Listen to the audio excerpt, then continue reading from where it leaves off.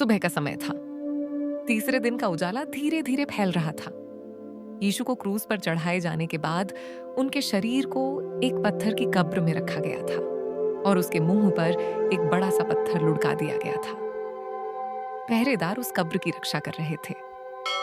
इसी सुबह कुछ स्त्रियां सुगंधित तेल लेकर यीशु के शरीर को सम्मान देने के लिए कब्र की ओर चली। चलते चलते वे सोच रही थीं, कब्र का इतना बड़ा पत्थर हमें कौन हटाएगा। लेकिन जैसे ही वे वहां पहुंची, उन्होंने देखा पत्थर पहले से ही हटाया हुआ है। वे घबरा गईं।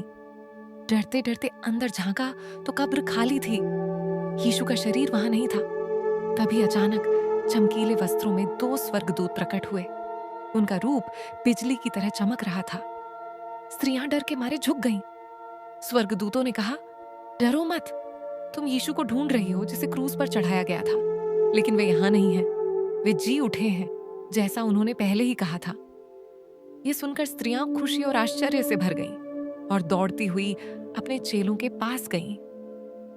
उन्होंने सारी बातें बताईं, लेकिन पहले तो किसी को विश्वास नहीं हुआ। इसी बीच मरियम मगदलीनी कब्र के पास ही खड़ी रो रही थी। उसे लगा कि किसी ने प्रभु का शरीर कहीं और ले लिया है। तभी उसके पीछे किसी ने धीरे से कहा, मरियम। उसने पलट कर देखा, वह स्वयं यीशु थे। वे मुस्कुरा रहे थे, जीवित, पुनर्जीवित। मरियम आश्चर्य से रोने लगी। यीशु ने कहा, डरो मत, जाओ और मेरे भाइयों को बताओ कि मैं जी उठा हूं। फिर यीशु अपने चेलों के बीच कई बार प्रकट हुए, उनसे बातें की, उन्हें आशा दी और कहा कि दुनिया में जाकर सत्य और प्रेम का संदेश फैलाओ।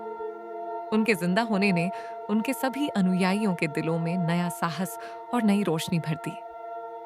यीशु का पुनरुत्थान एक याद दिलाता है कि अंधकार कितना भी गहरा क्यों ना हो, अंत में रोशनी हमेशा जीतती है।